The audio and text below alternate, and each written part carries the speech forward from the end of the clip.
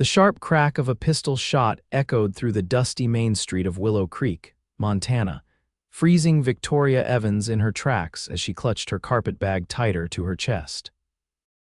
The year was 1878, and she had just stepped off the stagecoach into what seemed like utter chaos, not the peaceful new beginning she had traveled nearly 2,000 miles to find.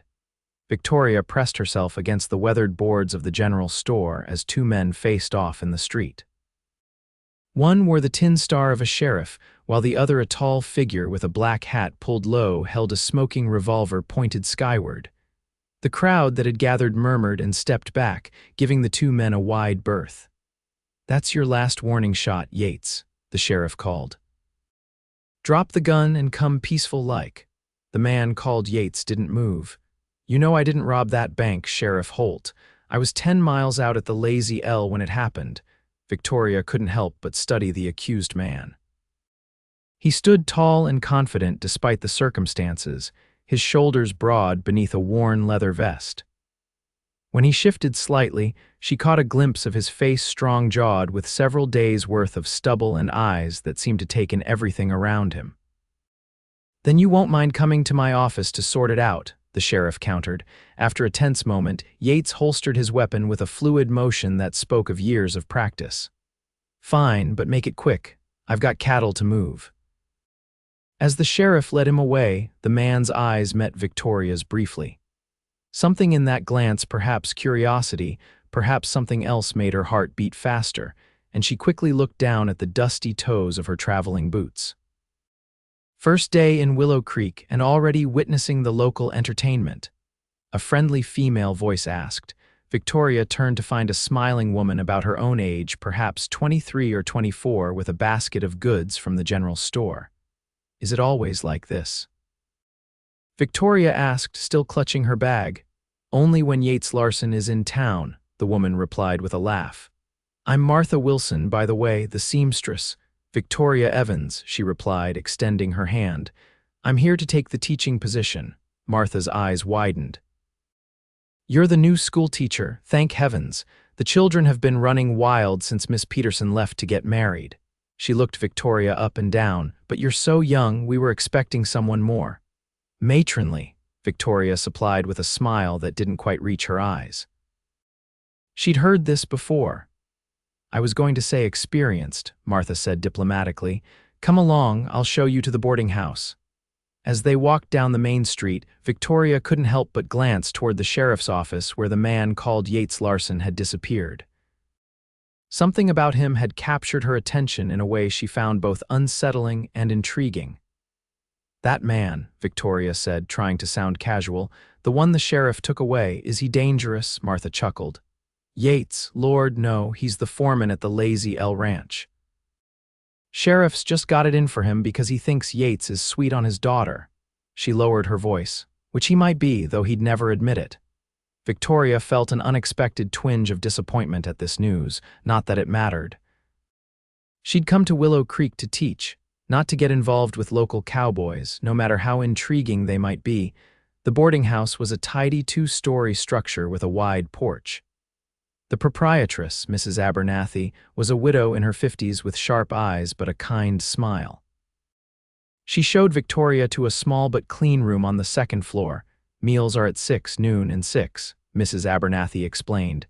"No gentlemen callers after 8 and absolutely no spirits on the premises." "I understand," Victoria said. "When can I see the schoolhouse?" "Tomorrow would be best." "It's nearly supper time now. You can meet the school board members on Sunday after church." Mrs. Abernathy paused at the door. "If I might ask, Miss Evans, what brings a young woman like yourself all the way from?" "Boston," Victoria supplied. "I needed a change." The older woman studied her for a moment. "Most folks who come west are running from something or to something. Which is it for you?" Victoria met her gaze steadily. "Perhaps a little of both, Mrs. Abernathy." The woman nodded, seemingly satisfied with the answer. "Rest up, supper's in an hour." Left alone, Victoria unpacked her meager belongings, a few dresses, some books, a daguerreotype of her parents, and a small wooden box that contained her most precious possessions. She placed the photograph on the small table beside her bed and tucked the box beneath her pillow. From her window, she could see much of the main street, including the sheriff's office. As she watched, the door opened, and Yates Larson emerged, adjusting his hat against the late afternoon sun. He stood for a moment, scanning the street before his gaze lifted to the boarding house.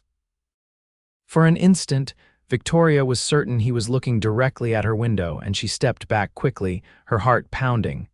This was ridiculous. She was here to teach, to build a respectable life far from the scandal that had driven her from Boston. The last thing she needed was to develop an infatuation with the first cowboy she laid eyes on.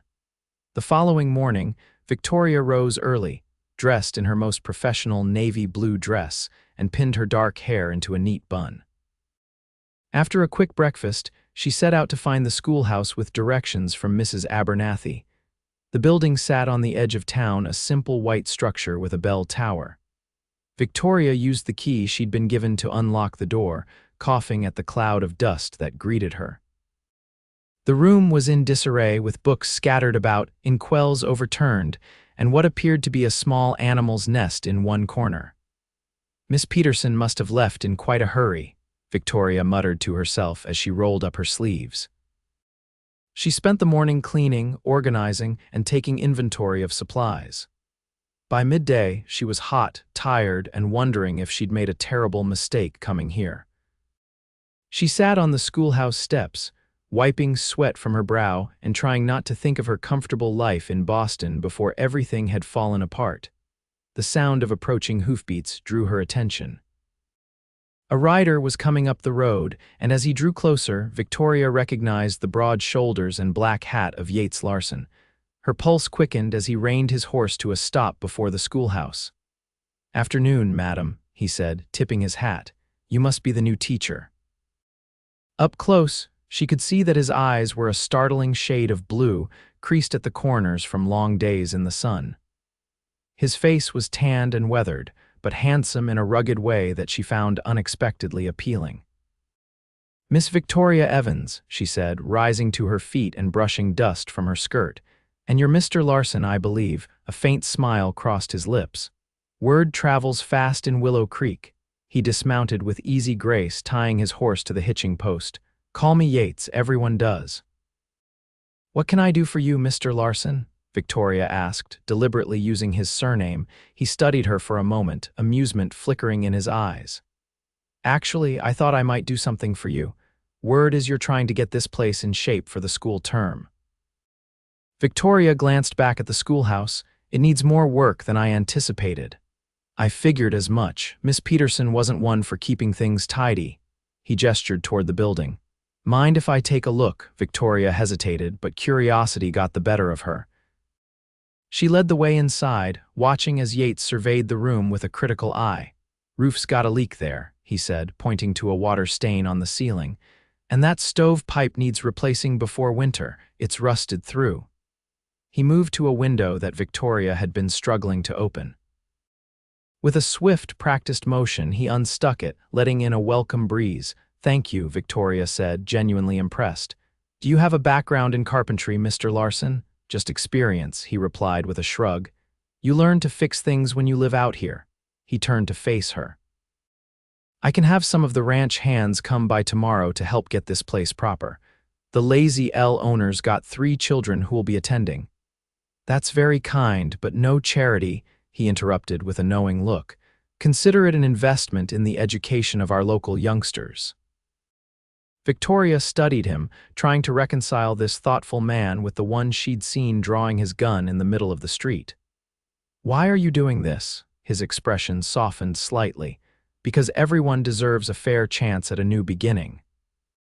Something in the way he said it made Victoria wonder if he, too, had come to Willow Creek seeking a fresh start.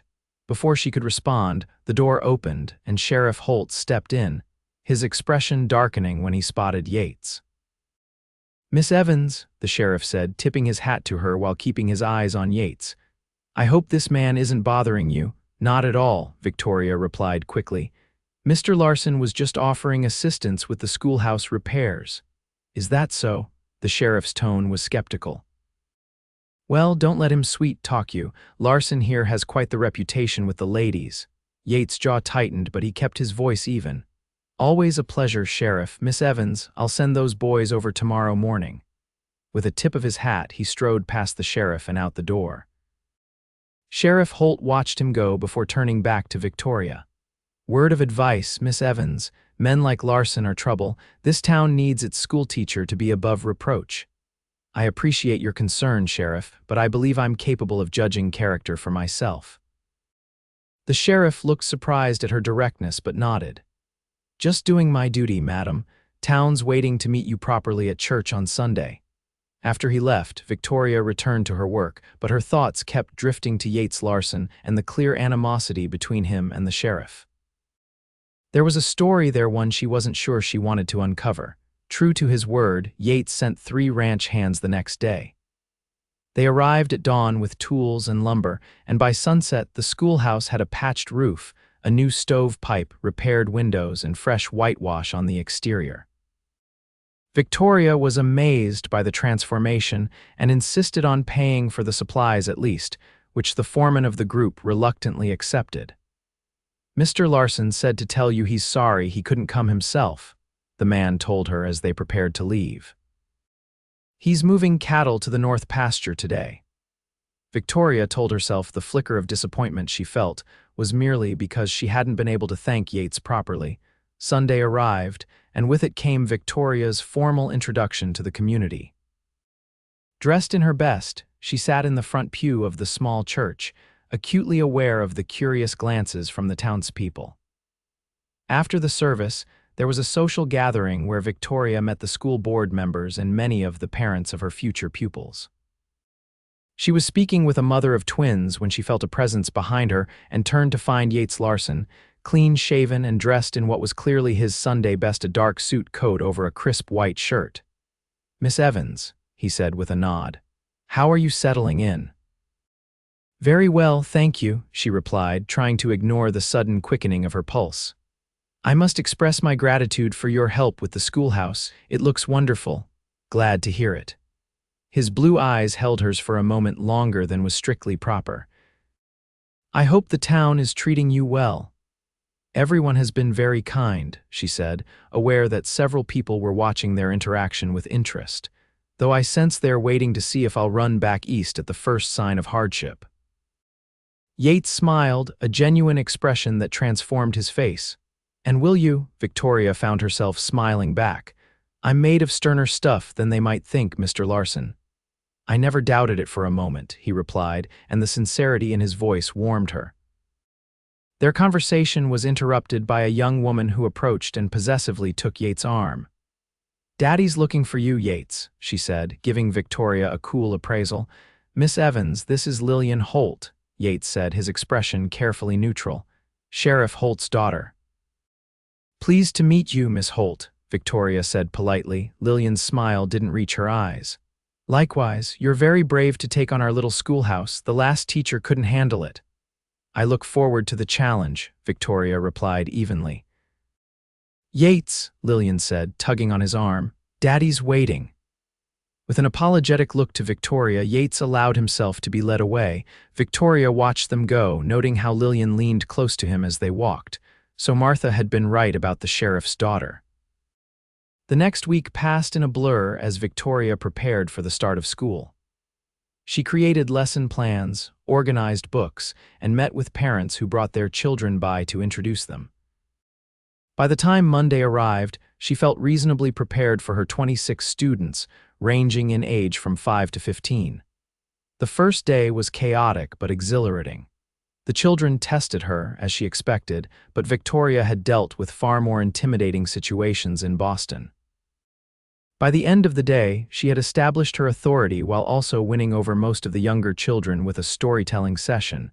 As she was locking up the schoolhouse, she was surprised to see Yates approaching on horseback, leading a second horse behind him. Successful first day. He called as he dismounted. "I believe so," she replied.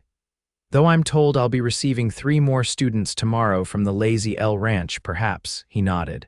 The Cooper children, their mother wanted to be sure the schoolhouse was suitable before sending them. He glanced at the building. "Looks like it passed inspection." "Thanks to you," Victoria said. She gestured to the second horse. "Are you expecting company?" "No, madam," Yates said with a small smile. "I thought you might like to see a bit of the countryside now that you're done for the day." Victoria hesitated. Riding alone with a man she barely knew would certainly raise eyebrows in town. "I'm not sure that would be appropriate, Mr. Larson." "It's just a ride, Miss Evans. In plain sight of God and everyone," he said, amusement evident in his tone. "But if you're worried about your reputation, I understand." Victoria bristled slightly at the implication. "It's not that, I simply—" She stopped, realizing she was making excuses. The truth was she wanted to go. "I haven't ridden in some time." "Betsy here is gentle as a lamb," he said, patting the second horse's neck. "And we won't go far." Making a decision, Victoria nodded. "Very well, a short ride." Yates helped her mount, his hands strong and sure at her waist. Once she was settled, he swung easily into his own saddle, and they set off at a leisurely pace, heading west out of town. "I hear the children behaved themselves today," Yates commented as they rode. Victoria looked at him in surprise. "News travels quickly, Mrs. Cooper's youngest came home talking about the pretty teacher who knows stories about knights and dragons," he said with a smile. "That would be you, I assume." Victoria felt a blush rise to her cheeks. "I find that children pay better attention when learning is wrapped in a story." They rode in comfortable silence for a while, the landscape opening up before them, rolling hills dotted with wildflowers, the distant mountains blue against the sky.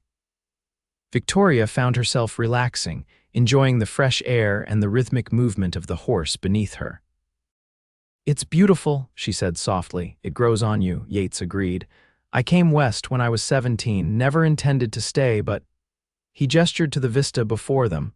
"What brought you here?" Victoria asked. A shadow crossed his face, running from some mistakes.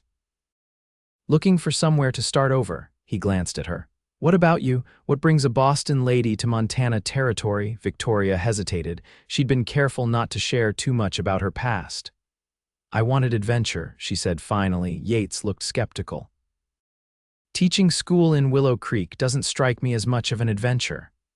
"Perhaps I had other reasons as well," Victoria admitted. "We all do," Yates said quietly. He reined his horse to a stop at the crest of a hill that overlooked a meandering creek lined with willows. "This is my favorite spot. Thought you might like to see it." Victoria dismounted with his help, and they stood side by side, looking out over the valley. The late afternoon sun bathed everything in golden light, and a gentle breeze carried the scent of sage and wildflowers. "Thank you for showing me this," Victoria said. Yates was looking at her rather than the view, his blue eyes intent. "You're not what I expected, Victoria Evans." The use of her first name sent a shiver through her. "What did you expect? Someone older, more stern." A smile tugged at the corner of his mouth. "Less willing to go riding with a man the sheriff considers trouble. And am I a disappointment?" she asked, surprised at her own boldness. His expression grew serious. "Not in the slightest." The moment stretched between them, full of unspoken possibility. Then Yates cleared his throat and stepped back. "We should head back, wouldn't want to give the gossips more fuel." The ride back to town was quieter, each lost in their own thoughts. As they approached the schoolhouse, Victoria spotted Sheriff Holt waiting, his expression thunderous. "Looks like we're in for a lecture," Yates muttered. The sheriff strode forward as they dismounted. "Miss Evans, are you all right?" "Perfectly fine, Sheriff," Victoria replied, keeping her voice even. "Mr. Larson was kind enough to show me some of the countryside." "Unchaperoned," the sheriff pointed out, his gaze hard on Yates. "Not the sort of behavior the school board expects from their teacher." Before Victoria could respond, Yates stepped forward. "The fault is mine, Sheriff. I invited Miss Evans for a ride without considering how it might appear." "That doesn't surprise me," Sheriff Holt said coldly. "You never do consider the consequences of your actions, do you, Larson?" Victoria sensed an undercurrent to their conversation that went beyond this incident. "Sheriff Holt, I assure you, nothing improper occurred. Mr. Larson was a perfect gentleman." The sheriff's expression softened slightly as he turned to her. "I'm sure he was, Miss Evans. But appearances matter in a small town. I'd hate to see your position jeopardized." He shot another glare at Yates. "Some people don't think about how their actions affect others." Message received, Sheriff, Yates said tightly. He turned to Victoria. My apologies for any trouble, Miss Evans. With a tip of his hat, he mounted his horse, took Betsy's reins, and rode away without another word. Victoria watched him go, a knot of frustration forming in her stomach. Was that really necessary, Sheriff? I'm just looking out for your best interests, he replied. Yates Larson has a way of leaving destruction in his wake. What exactly do you have against him? Victoria asked directly. The sheriff studied her for a moment. Ask around town, Miss Evans. You'll find plenty of answers. He tipped his hat and walked away, leaving Victoria with more questions than before. Over the next few weeks, Victoria settled into a routine. Her days were filled with teaching, and her evenings with grading papers and preparing lessons. She saw Yates occasionally in town, but their interactions were brief and formal, always under the watchful eye of someone from the community. Victoria told herself it was for the best, yet she couldn't deny the disappointment she felt each time he tipped his hat and moved on without the easy conversation they'd shared on their ride. One evening in late September, Victoria was working late at the schoolhouse, preparing for a history lesson when a knock at the door startled her. She opened it to find Lillian Holt standing on the steps, her expression grim. Miss Holt, Victoria said in surprise. What brings you here at this hour? May I come in? Lillian asked, her usual confidence seeming diminished. Victoria stepped aside, curious and a little wary. Of course. Lillian entered and stood awkwardly in the center of the room, fidgeting with her gloves. I wanted to speak with you. About Yates. Victoria's heart skipped a beat, but she kept her expression neutral. Mr. Larson, what about him? I've seen the way he looks at you, Lillian said bluntly, and how you look at him. Victoria felt heat rise to her cheeks. Miss Holt, I don't know what you're implying, but please, Lillian interrupted, raising a hand. I'm not here to cause trouble, I'm here to warn you. She took a deep breath. 3 years ago, my sister Clara was engaged to Yates. They were to be married in the spring. But that winter, there was an incident. Victoria's curiosity was piqued despite her better judgment. What kind of incident? A bank robbery. 3 men died, including the bank manager. My father believed Yates was involved, though it was never proven. Lillian's voice lowered. The day after the robbery, Clara broke off the engagement. A month later, she left for Denver. She's never returned. Victoria frowned. If there was no proof of Mr. Larson's involvement, Clara knew something, Lillian insisted. Something that made her leave the man she loved and the town she'd lived in all her life. She stepped closer to Victoria. My father may be overzealous in his dislike of Yates, but he has reasons, good ones. Why are you telling me this? Victoria asked, though she suspected she knew. Lillian's expression softened slightly. Because you seem like a decent person, Miss Evans, and because I once cared for Yates too. She moved toward the door. Just be careful, there's more to him than meets the eye. After Lillian left, Victoria sat at her desk, her lesson plans forgotten. The story troubled her, not least because it contradicted the Yates Larson. She thought she knew the man who'd sent ranch hands to repair her schoolhouse, who'd shown her a beautiful vista and spoken of second chances. The following Saturday, Victoria decided to visit the town's small library, housed in the back room of the church. She was searching for a book on local flora to incorporate into her science lessons when she overheard 2 women talking on the other side of the bookshelf. Did you hear Yates Larson might be selling his share of the Lazy L? One whispered. No, but why? He's worked so hard to build it up, the other replied. Sarah at the Mercantile says he's been asking about property over in Idaho Territory. Seems he's thinking of moving on. Victoria froze, her hand halfway to a book. Yates was leaving. The thought brought an unexpected pang of loss. Can't say I'm surprised, the first woman continued. Not with Sheriff Holt still convinced he had something to do with that robbery years back. Do you think he did? Her companion asked. There was a pause. I don't know, but I do know Clara Holt never gave a reason for breaking their engagement, just packed up and left without a word to anyone, even her own sister. That's always seemed strange to me. Victoria slipped away, her mind whirling. She needed to speak with Yates himself, to hear his side of the story before making any judgments. but opportunities for private conversation were limited in a town where every interaction was observed and commented upon. Her chance came unexpectedly the following week. A sudden autumn storm had blown in, sending her students home early. Victoria was securing the schoolhouse windows against the driving rain when the door burst open and Yates stepped inside, water streaming from his hat and coat. "Mr. Larson." Victoria exclaimed, startled by his sudden appearance. "Sorry to intrude," he said, removing his hat. "I was riding by and saw you were still here, thought you might need help with the shutters." "That's very kind," Victoria replied, trying to ignore the way her pulse quickened at his presence. "I've nearly finished." Yates moved to the window she'd been struggling with, easily securing the stubborn latch. "Storm came up fast," he commented. "Might be a while before it passes."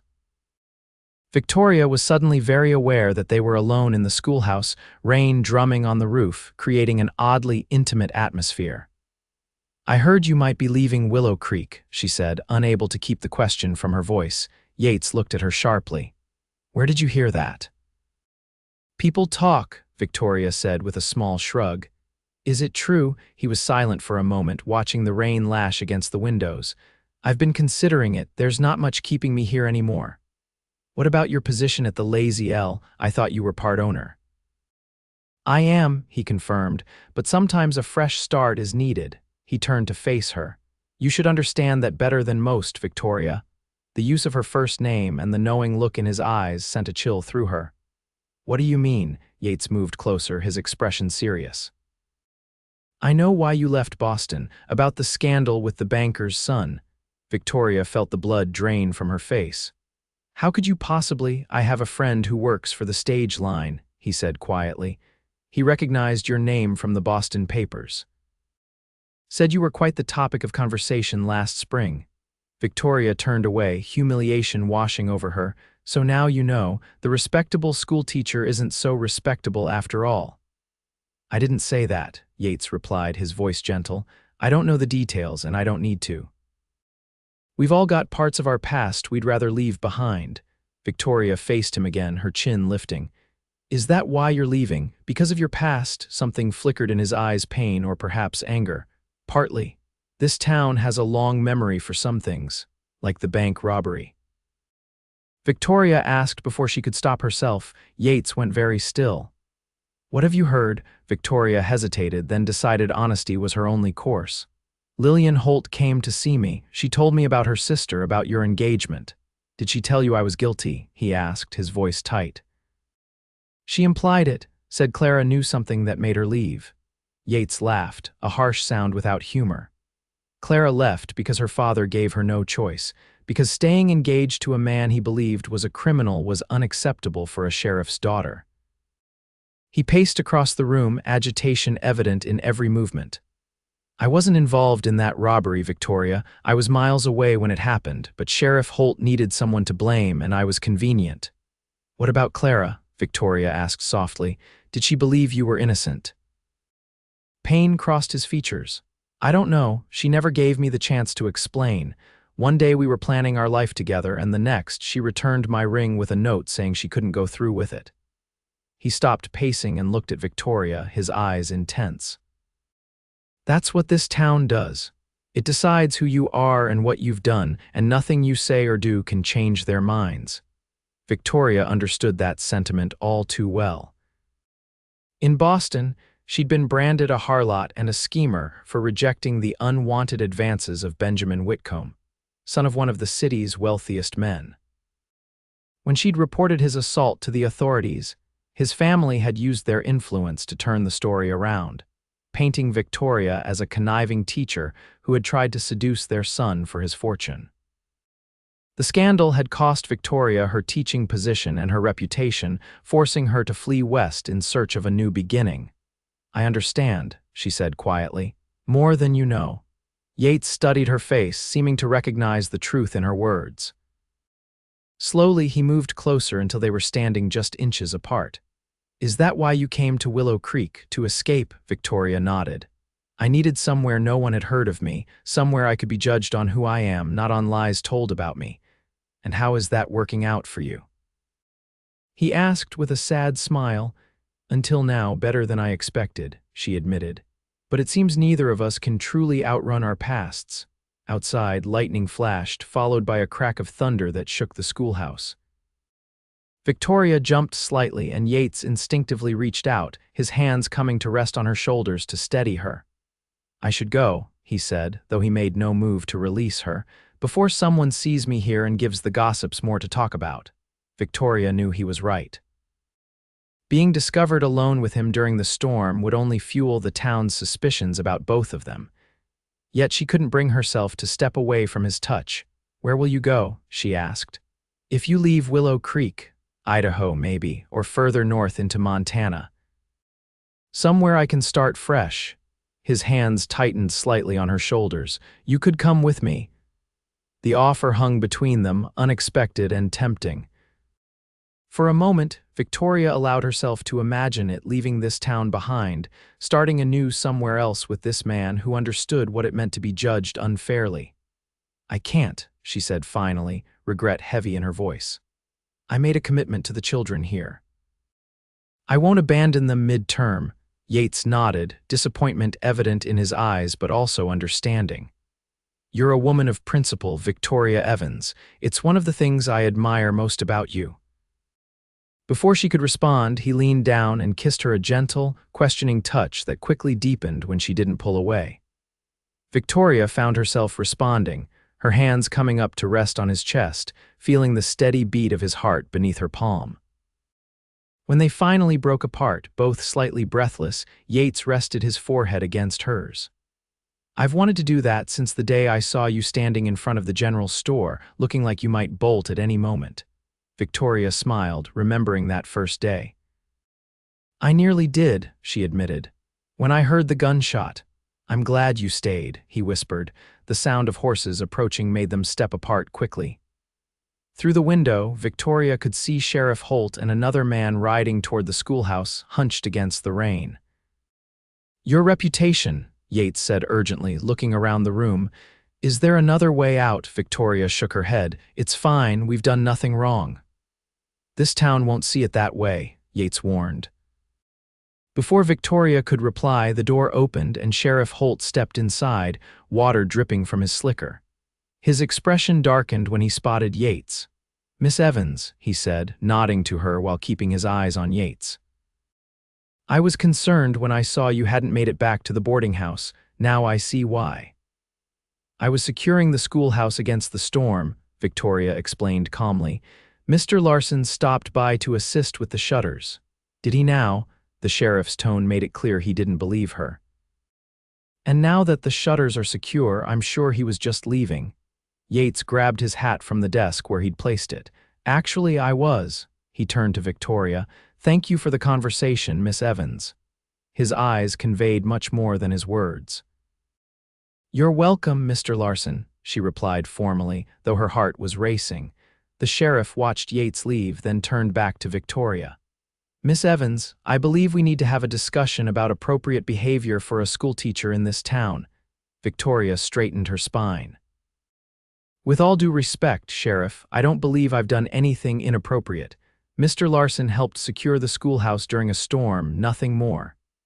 "It's not just about what happened today," the sheriff said, his tone softer now. "It's about associations. The school board is concerned about your friendship with Larson." Victoria felt a surge of anger. "Based on what? Town gossip? Based on a pattern of behavior," Sheriff Holt replied. "The riding excursion, your conversations in town, and now this," he sighed. "Miss Evans, I like you. The children adore you. But this town has certain expectations for its schoolteacher, and those expectations include avoiding anyone the town has decided is undesirable," Victoria finished for him. "Even without proof." The sheriff's expression hardened. "There are things you don't know about Yates Larson." "Perhaps," Victoria conceded, "but there are things you don't know about me either, Sheriff. None of us is exactly as we appear." They stared at each other for a long moment, then the sheriff sighed. "The storm's letting up. I'll escort you back to the boarding house." Victoria knew it wasn't a request. She gathered her things and followed him outside, where the rain had indeed slowed to a gentle drizzle. As they walked toward town, she couldn't help but think about Yates' offer. Perhaps leaving Willow Creek was the answer after all. 2 days later, Victoria was surprised to receive a note delivered by one of the ranch hands from the Lazy L. It contained just a few lines in Yates' bold handwriting. "Meet me at our spot by the creek at sunset if you can get away." Important news. Victoria knew she should ignore it. The school board had indeed spoken to her about her associations, as Sheriff Holt had warned. Mrs. Abernathy had also taken her aside to caution her about protecting her reputation. But the thought of seeing Yates again, of perhaps saying a proper goodbye if he was indeed leaving, was too powerful to resist. As the school day ended, Victoria told Mrs. Abernathy she was gathering specimens for a nature lesson and would be back before dark. Then she set out on foot toward the creek, her heart pounding with anticipation and trepidation. Yates was waiting, standing beside his horse, watching the sun begin its descent toward the distant mountains. He turned at the sound of her approach, and the smile that lit his face made Victoria's heart skip. "You came," he said, as if he hadn't quite believed she would. "Your note said it was important," Victoria replied, trying to sound casual despite the fluttering in her stomach. "It is." He reached for her hands, taking them in his own. "Victoria, I've decided not to leave Willow Creek," she blinked in surprise. "But I thought I was running away again," he said, "and I realized that's not the answer, not anymore." His blue eyes held her steadily. "Not when there's someone worth staying for," Victoria's breath caught. "Yates, the town will never accept us. The school board has already warned me." "Let me worry about the town," he said confidently. "Things are changing, Victoria. That's the other news I wanted to tell you."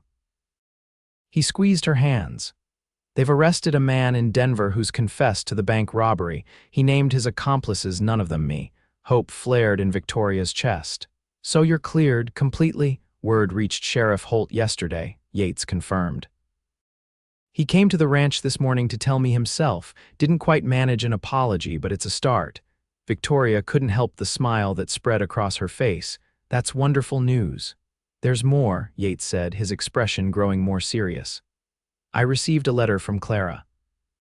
The first communication since she left. She apologized for doubting me, for not standing by me when her father accused me." He shook his head slightly. "She's married now, living in St. Louis, seems happy." "And how do you feel about that?" Victoria asked cautiously. Yates considered the question. "Relieved, mostly. That chapter of my life is finally closed." His gaze softened as it rested on her face. "Which means I can start a new one." He released her hands only to reach into his pocket and pull out a small object. "I'm not asking for an answer today," he said, opening his palm to reveal a simple gold ring with a small pearl. "But I wanted you to know my intentions. When you're ready, if you're ready, I'll be waiting." Victoria stared at the ring, emotions welling up inside her. "Yates, we barely know each other." "I know enough," he said simply. "I know you're brave and principled. I know you care deeply for your students. I know you came west seeking a fresh start, just like I did." He stepped closer. "And I know that when I'm with you, I feel possibilities I thought were lost to me."